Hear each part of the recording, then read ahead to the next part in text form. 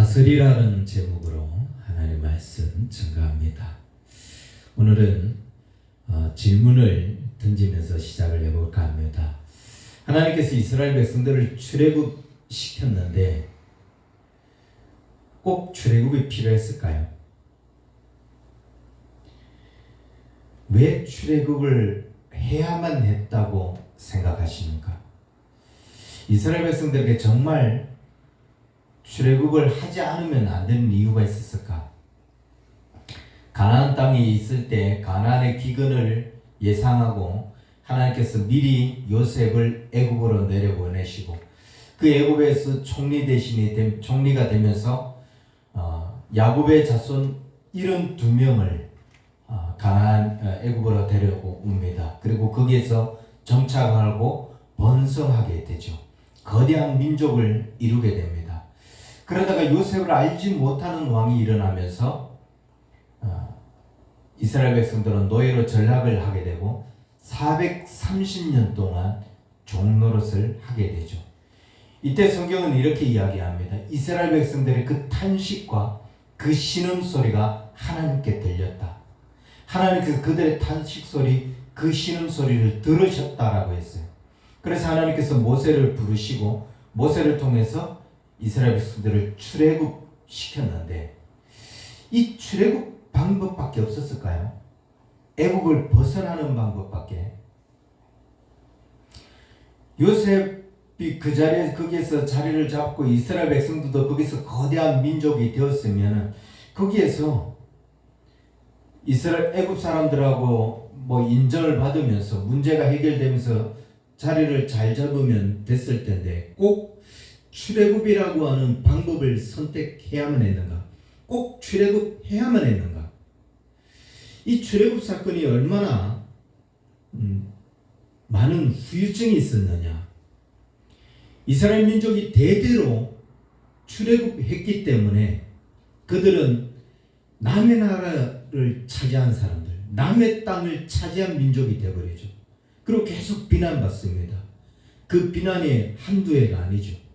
물론 우리가 성경을 읽을 때는 가나안 정복, 이게 거대한 영토 전쟁이기도 하고 영적 전쟁이기도 하기 때문에 신앙생활을 하는 우리가 이 부분을 읽으면서 여호수아서 이런 영토 전쟁을 보면서 우리가 굉장히 많은 어떤 신앙의 도전도 받습니다. 영적 전쟁에 대한 도전도 받죠. 그런데 이스라엘 백성들, 이스라엘 국가 차원에서 봤을 때 그들은 남의 땅을 빼앗은 민족이 되어버리잖아요. 출애굽한 연도를 BC 1446년으로 통상적으로 봐요. 그러면 이 이스라엘이 독립을, 나라로 인정을 받는 때가 언제죠? 불과 몇 해 전 1948년 5월 15일, 14일. 그러니까 계산해 보니까 3495년 동안 그들은 국가라고 인정을 못 받는 남의 땅을 빼앗은 민족, 남의 땅을 차지한, 지금도 여전히 예루살렘 그곳이 이게 팔레스타인 땅이냐 아니면 우리 땅이냐 그런 어떤 영토 분쟁이 있습니다. 이 오랜 기간 동안에 이스라엘 백성들이 이렇게 인정을 받지 못하고 살아갔는데 출애굽이 필요했을까? 출애굽을 해야만 했을까? 출애굽이 반드시 있어야 될 이유가 있었습니다. 반드시 출애굽을 해야 할 이유가 있었던 거예요. 그 두 가지 이유가 있는데 첫 번째는 아브라함과 하셨던 약속 때문입니다.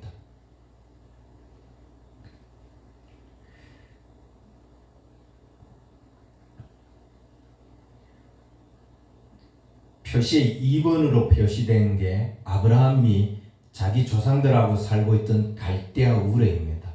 이 갈대아 우르는 바벨론 땅이라고 보면 되죠. 페르시아 지역. 이쪽에 아브라함이 살고 있다가 하나님께서 아비집을 떠나라라고 했을 때 그래서 간 곳이 3번 하란 지역으로 왔어요. 그러다 저 하란에 있다가 이곳에 기근이 듭니다. 그래서 아브라함이 어디로 내려가죠? 애굽 땅, 5번에 있는 애굽 땅으로 내려갑니다. 이집트로. 그리고 갔다가 다시 올라와서 자리를 잡은 곳이 지금의 가나안 땅. 여기서 아브라함과 이삭과 야곱이 살아가게 되고 요셉도 저기서 태어나게 되죠. 근데 이 땅을 하나님께서 아브라함에게 주시겠다고 했고 내 후손들에게 이 땅을 주시겠다고 약속을 한 거예요.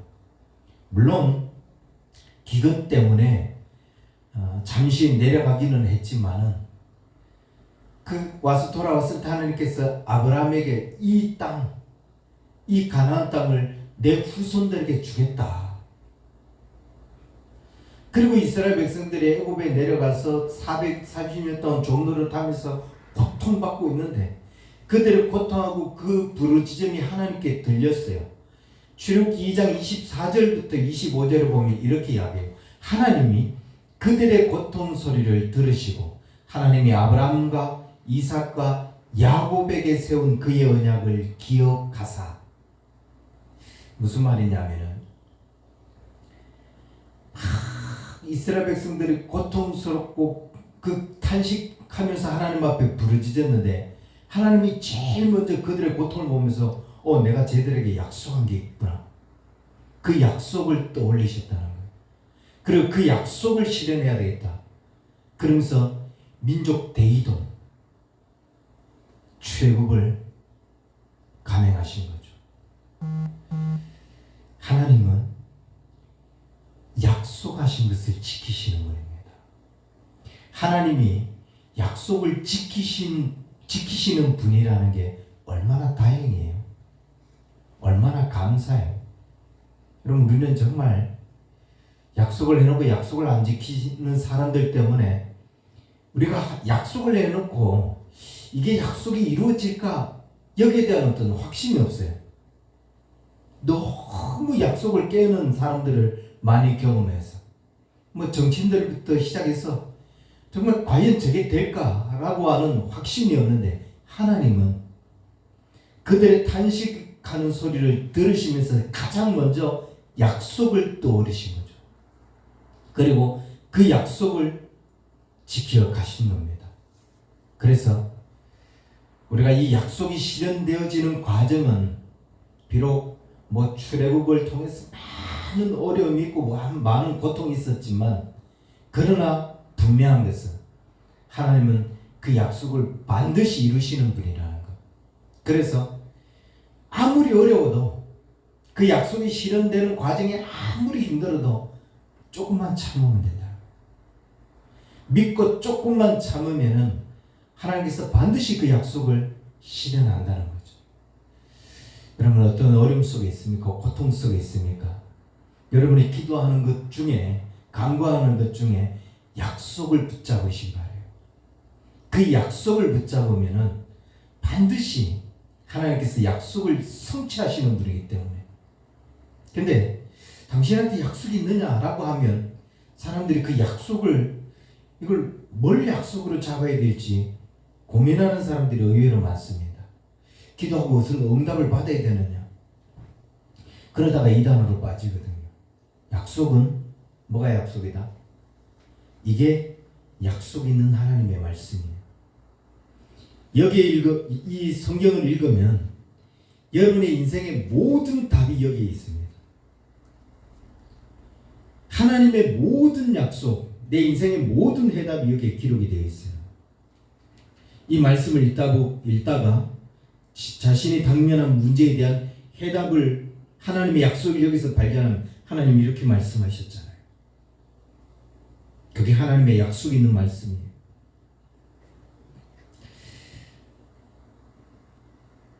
약속을 성취하시는 분. 이 하나님의 약속을 우리가 받았다면 의심하지 말고 흔들리지 말고 끝까지 신뢰할 수 있길 바라요. 도중에 아무리 어려워도 아무리 고통스러워도 포기하지 말고 끝까지 신뢰하면 하나님의 그 약속이 실현되는 것을 경험하게 될 겁니다. 상상을 해보세요. 약속이 실현된 그 날을 상상을 해보세요. 그러면 이 어려움, 이 고통 견뎌낼 수 있다고. 약속을 반드시 실현하시는 하나님이기 때문에 그날을 생각하면서 견뎌낼 수 있는 저와 여러분 될 수 있길 바라요. 두 번째로 출애굽해야 하는 이유, 반드시 출애굽해야만 했던 이유.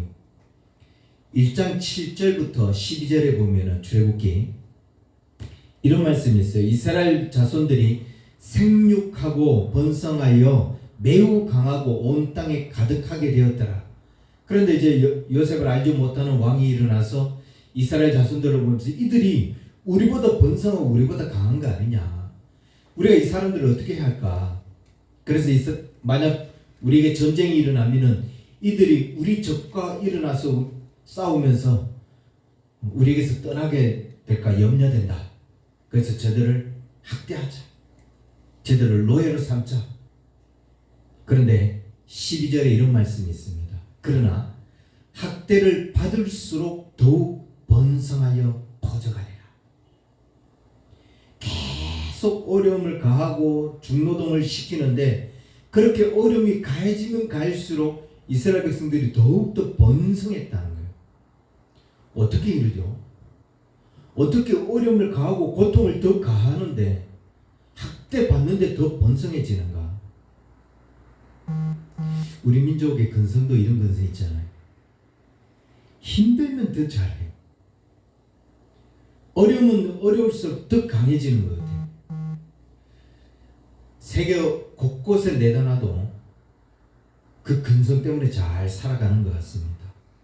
근데 7절에 이런 말씀이 있었죠. 1장 7절에 이스라엘 자손은 번성하고 불어나 생육하고 번성하여 하고 매우 강하여 온 땅에 가득하게 되었더라.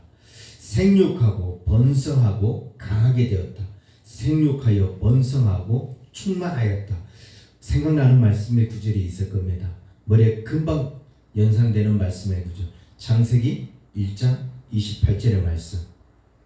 생육하고 번성하여 땅에 충만하라. 땅을 정복하라. 그리고 그 모든 것들을 다스리라. 하나님께서 인간을 만드시면서 인간에게 주신 특권이에요. 권세라고요. 생육하고 번성하고 땅이 충만하는 것. 그리고 그 모든 것들을 다스리는 권세. 근데 이스라엘 백성들은 그 학대를 받으면서 430년 동안 종으로 살면서도 이 생육하고 번성하여 충만하는 이 권세를 누리고 있었던 거예요. 학대를 가하면 가할수록 그들은 더 번성했다는 거예요. 그런데 그들이 못 누린 게 있죠. 뭐? 정복하고 다스리라. 생육하고 번성하기는 했는데 정복하고 다스리는 게 안 되는 거예요. 애굽에 노예로 전락해 있으니까 정복하고 다스리는 건 꿈도 꿀 수가 없는 거죠. 여러분, 정복하고 다스리는 문제가 왜 중요한지 아십니까? 다스리는 게 왜 필요할 거죠?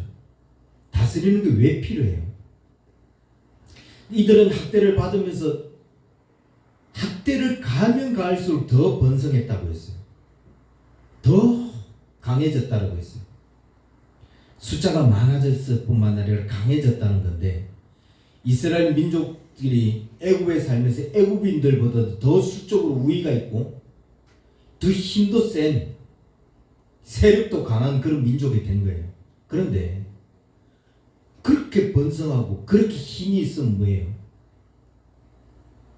어떻게 됐어요? 노동력 착취당하고 계속 번성하는 것 같으니까 남자아이들이 태어나면 다 죽이라. 자녀들 빼앗기고 죽임당하고 날로 그 노동력은 더 늘어나고, 그러니까 번성하고 강해지고 있는데 매일 탄식만 늘어나는 거예요. 이상하게 번성하고 있는데 탄식하는 거죠.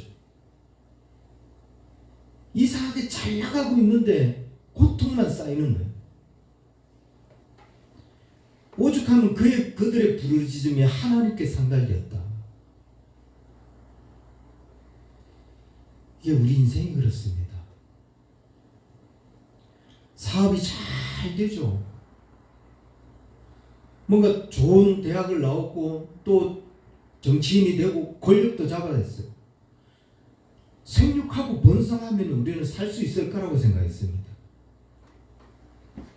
많은 재산, 자녀들에게 그 많은 재산을 물려주고 소위 말하는 잘 나가는 삶, 그 잘 나가는 삶을 살 수 있게 해주면 아무 문제가 없을 거라고 생각했어요.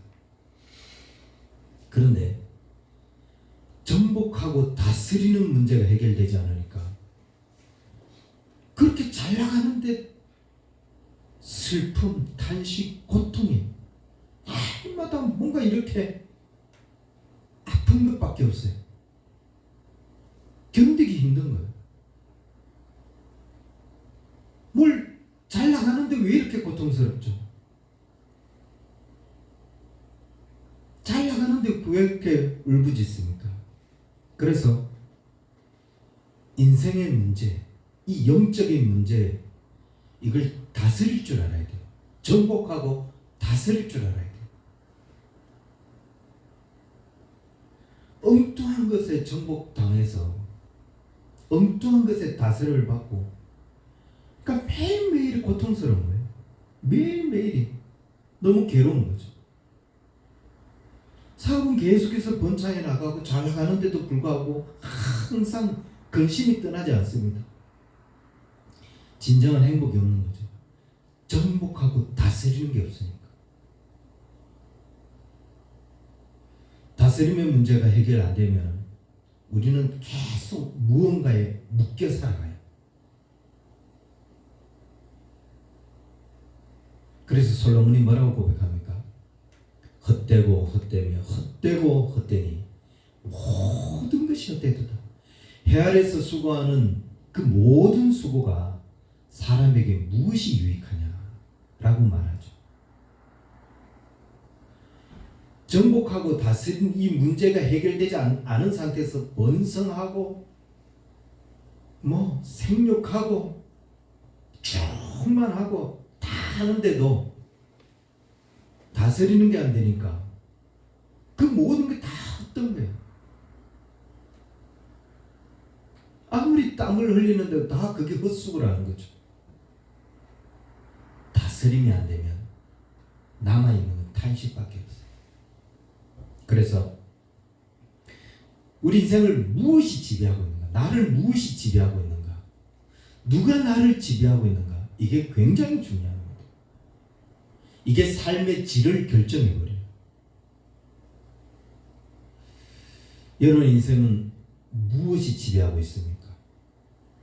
여러분의 의식, 여러분의 사고, 여러분의 감정은 무엇이 다스리고 있습니까? 내가 어떤 행동을 하고 어떤 생각을 하는 데 있어서 그걸 결정짓는 게 뭐예요? 내가 어떤 판단을 내려는 데 있어서 계속 그 판단을 가로막으면서 지배하고 있는 게 뭐냐라는 거예요. 그게 지금 나를 지배하고 있는 거거든요. 나는 지금 그거에 다스림을 받고 있는 거거든요. 그래서 이거를 다스릴 줄 알아요. 이걸 정복해버리고 이걸 하나님의 말씀으로 정복하고 하나님이 나를 다스릴 수 있도록 이 다스림의 문제만 해결되면 생육하고 번성하고 땅이 충만하여 정복하고 다스리는 그런 모든 권세를 누리게 되는 거죠. 근데 이스라엘 백성들은 누구의 지배를 받았죠? 바로의 지배를 받고 있었던 겁니다. 파라오라고 불리는 바로. 이스라엘 이집트 사람들은, 애굽 사람들은 그들이 최고의 신으로 숭배하는 게 태양신 라였어요. 근데 바로는 그 태양신 라의 아들이라고 여긴 거예요. 태양신은 세상의 모든 질서를 유지하고 만물을 통치하는 신이라고 믿었고 그 신이 바로를 보호해주고 있기 때문에 이 바로는 지금 이 땅에서 그 신의 대리자 역할을 한다고 믿었던 거예요. 이거는 이 사상은 애굽이라고 하는 이집트라고 하는 땅이 형성되면서 시작이 됩니다. 기원전 8000년부터 그 이집트 그 지역에 함 족속이 살고 있었는데 기원전 3100년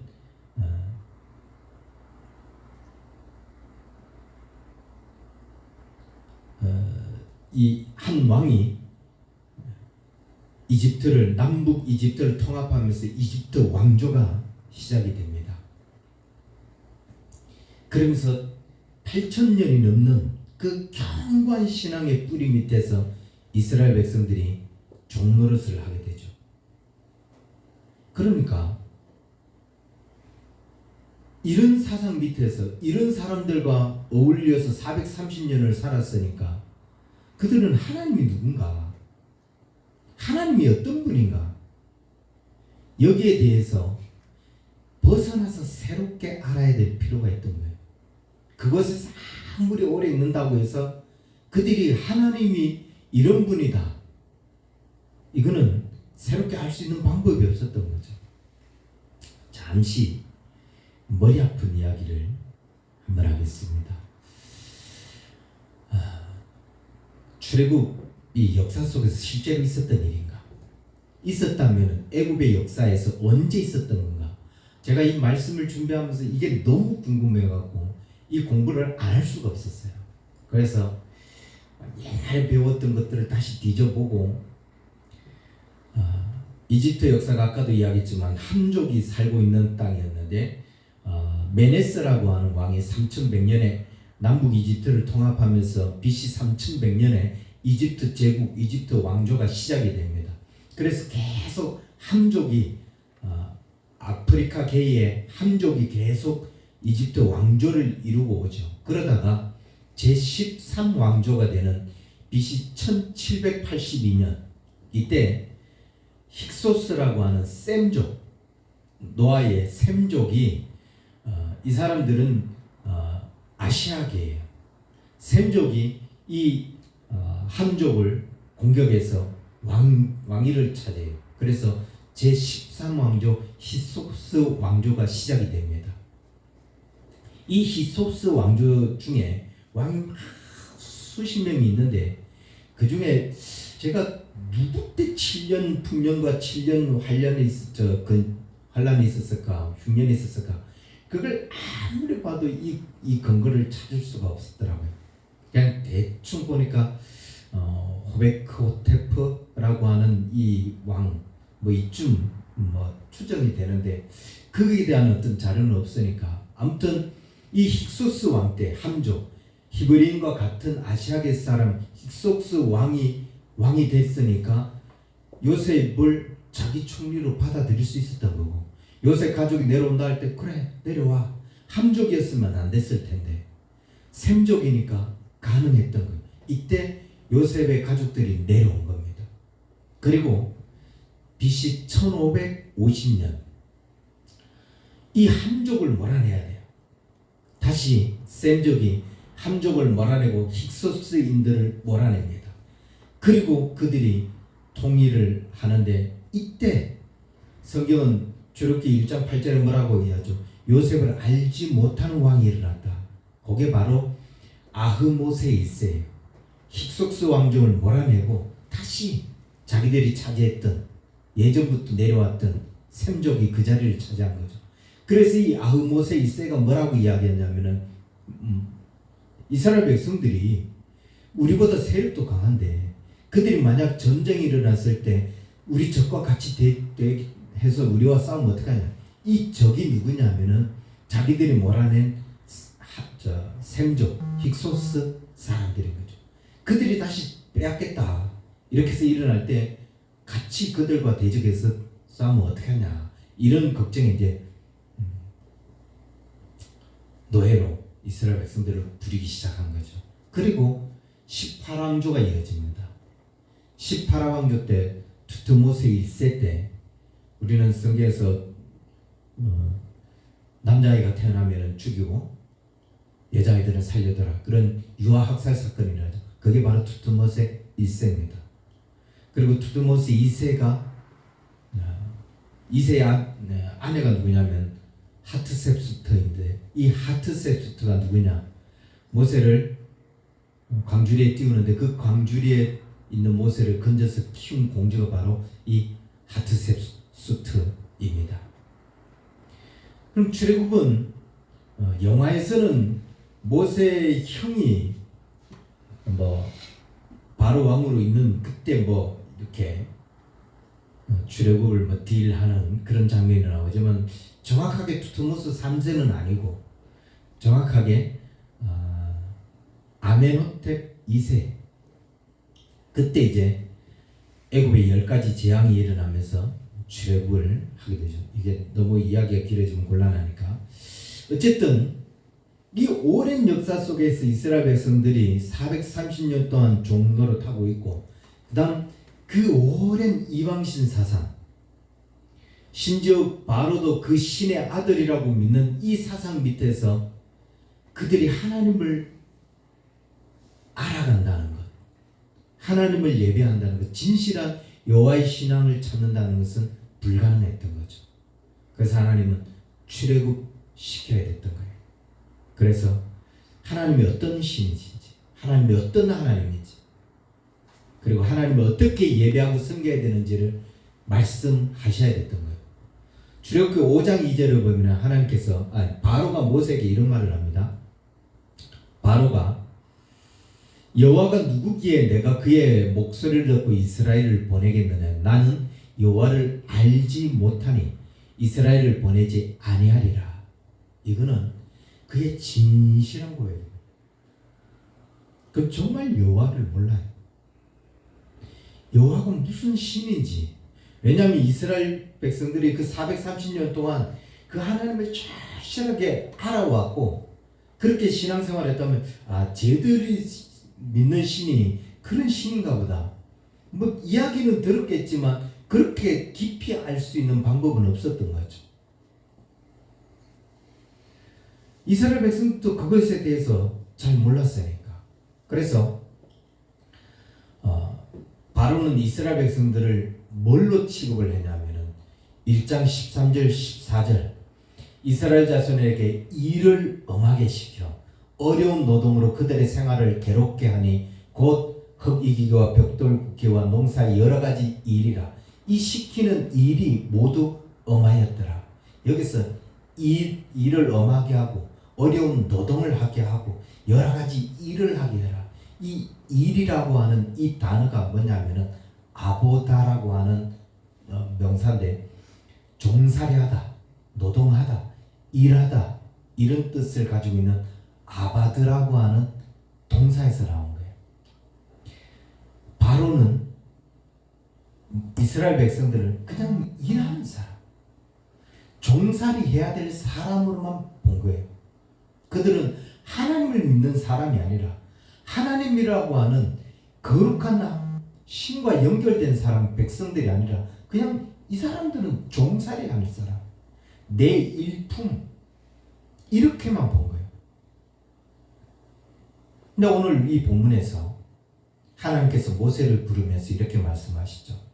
12절 하나님이 이르시되 내가 반드시 너와 함께 하리니 내가 그 백성을 애굽에서 인도하여 낸 후에 너희가 이 산에서 하나님을 섬기리니.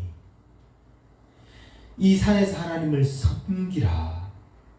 이때 이 섬기다는 단어가 참 묘하게도 바로가 이래라 라고 하는 아바드하고 똑같은 단어예요. 바로는 이스라엘 백성들을 일하는 아바드, 종노릇하는 아바드, 너는 내 품삯에 불과한 아바드로 봤지만 하나님은 이스라엘 백성들을 무엇으로 봤다? 나를 섬기는 아바드, 나에게 예배하는 아바드. 똑같은 사람인데 그 똑같은 사람을 보는 각도가 전혀 다른 거예요. 자, 여러분은 똑같은 사람이 이 땅에서 똑같이 살아가요. 근데 세상은 여러분을 일하는 아바드로 보는 거예요. 너는 이 직장에서 일하는 사람이지. 네가 여기서 시간 됐다고 예배하고 그런 사람 아니야. 넌 여기서 일하는 사람이야. 그래서 우리는 이 사람에게 이 바로에게 지배를 받으니까 계속 나는 일하는 사람으로만, 이게 내 정체성이죠. 돈 많이 벌고 번성하고 그럼 잘 살 수 있겠지. 이게 내 정체성이에요. 그걸로 자신의 정체성이라고 생각하고 살아가요. 근데 하나님은 너는 일하는 아바드가 아니라 하나님을 섬기는 아바드. 너는 하나님을 예배하는 사람이야. 하나님이 우리를 보는 정체성은 다른 거예요. 이게 나의 정체성으로 인식하는 사람은 하나님의 지배를 받고 있는 거죠. 하나님의 다스림을 받고 있는 거예요. 지금 여러분은 무엇의 다스림을 받고 있습니까? 바로 너는 일하는 사람이잖아. 거기에 지배를 받고 있습니까? 너는 하나님을 섬기고 예배하는 사람이잖아. 하나님의 지배를 받고 있습니까? 하나님의 지배를 받는 순간 모든 것이 달라지죠. 세상을 바라보는 눈, 문제를 바라보는 눈, 인생의 미래를 바라보는 눈, 삶의 고통을 바라보는 눈이 다 달라져요. 바로의 지배를 받고 있을 때는 그 모든 것에 다스림을 받아서 고통스럽고 탄식하고 슬픔뿐이지만, 하나님의 지배를 받으니까, 그게 하나님께서 다스려가고 계시니까 이 문제를 다스리는 자가 되는 거죠.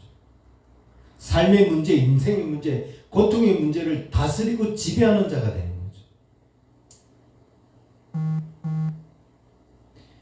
애굽에 가만히 두면 바로의 지배를 받으니까 다스림의 문제가 안 되는 거예요.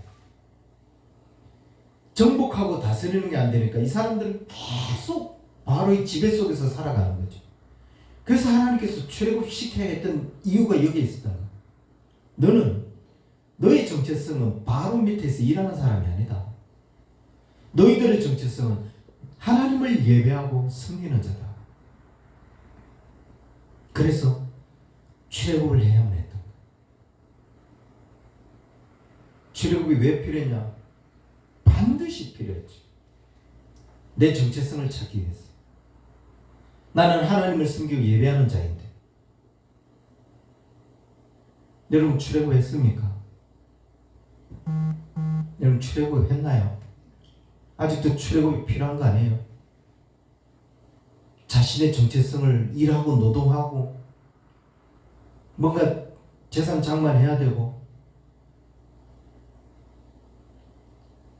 세상의 다스림을 받는 자냐? 하나님의 다스림을 받는 자냐? 나를 지배하고 있는 게 뭔가? 나를 다스리고 있는 게 뭔가? 그게 우리의 정체성인데 빨리 출애굽을 해야 된다. 나는 하나님을 섬기고 예배하는 자다. 하나님의 다스림을 받는다.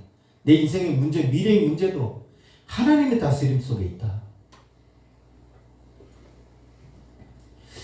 계속해서 오늘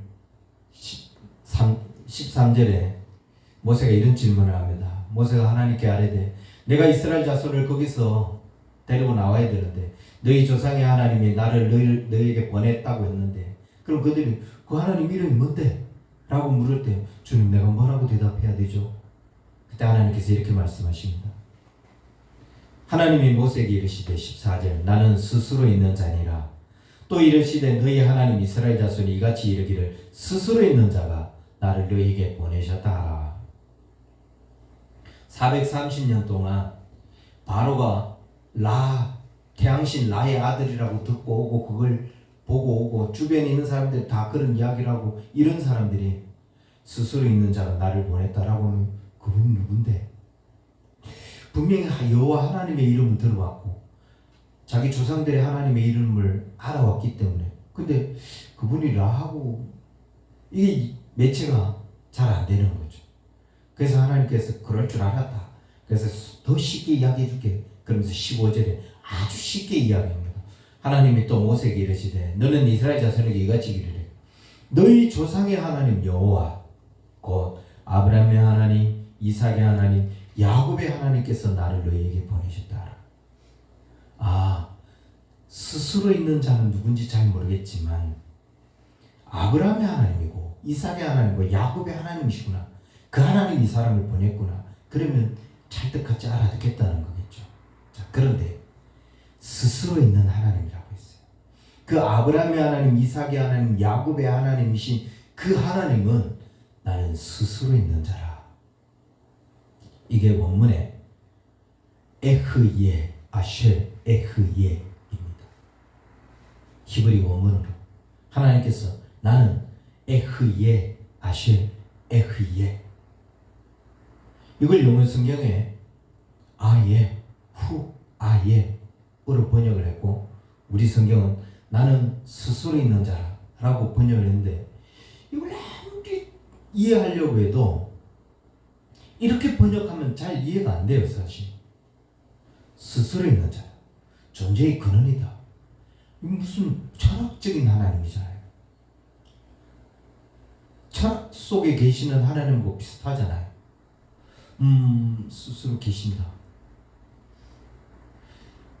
그래서 히브리인들은 이걸 이렇게 번역을 안 해요. 에고, 에이미, 후, 온. 헬라어로 이렇게 되거든요. 미래 시제로 번역을 한다고요. 그럼 영어로 정확하게 번역하면 어떻게 되냐면 I will be what I will be 이게 된다고. 나는 그 미래 시제의 하나님이라. 그럼 우리는 어떻게 번역을 해야 돼요? 어떻게 이해해야 되죠? 정확하게 이해하면 이렇습니다. 내가 어떤 하나님인지는 앞으로 내가 어떤 행동을 보여주는 것을 통해서 알게 될 거야. 이게 I will be what I will be.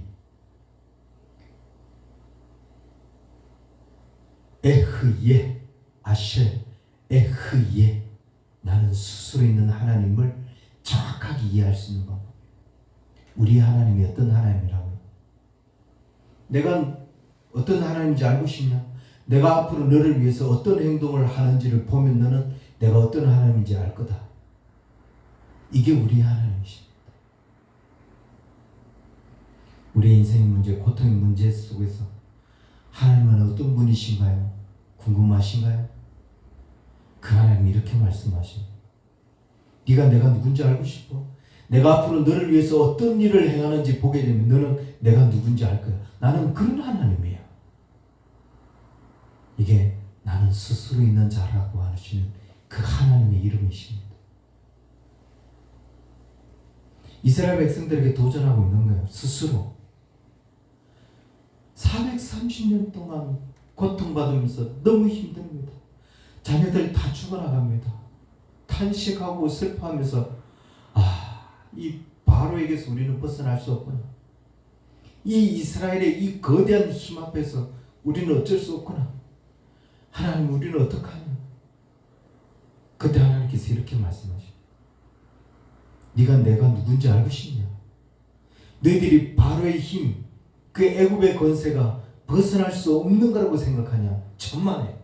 내가 앞으로 너희들에게 하는 나의 행동을 보면 내가 어떤 하나님인지 알 거다. 그리고 나의 그 행하는 일을 보면서 이거 바로 애굽 이거 아무것도 아니구나. 하나님이 그 모든 것들을 명하시는구나. 알 거다. 그러면서 무슨 일을 행하셨어요? 10가지 기적을 행하시죠.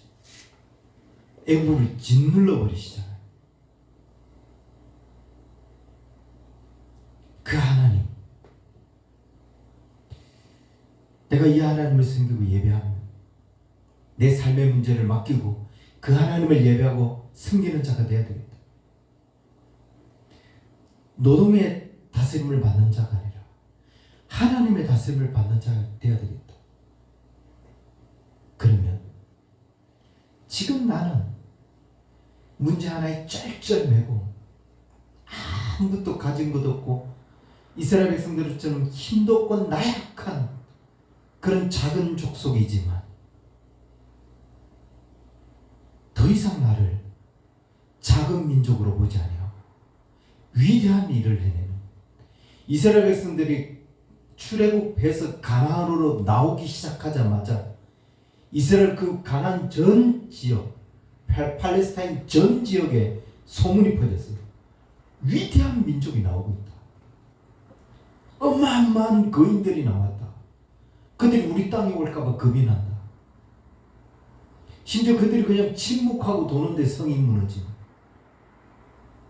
내가 작고 약하다 할지라도 나의 하나님은 내가 너를 위해서 어떤 일을 행하는지 보면 너는 내가 어떤 하나님인지 알 것이다. 그게 우리의 하나님이에요. 그 하나님의 다스림, 그 하나님의 지배를 받면서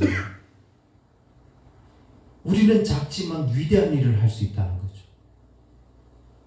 우리는 고통 속에서 여러 가지 문제 속에서 고통받지만 그 하나님이 나를 지배하는 순간 우리는 그 모든 문제를 다스릴 수 있는 하나님의 사람이 될 수 있다는 겁니다. 여러분, 무엇의 지배를 당하고 계십니까? 아직도 다스림의 문제가 해결되지 않았습니까? 노동의 문제, 세상의 지배를 당하지 말고 하나님의 지배를 당하고 하나님의 다스림을 받으면서 하나님께서 주신 권세로 모든 인간에게, 모든 하나님의 백성들에게 주신 생육하고 번성하고 땅에 충만하라, 땅을 정복하라, 그 모든 것들을 다스리라 하신 그 하나님의 지배를 받아서 다스림의 축복을 누릴 수 있는 저와 여러분 되기를 주의 이름으로 간절히 축원합니다. 기도하겠습니다. 살아계신 주님 감사합니다.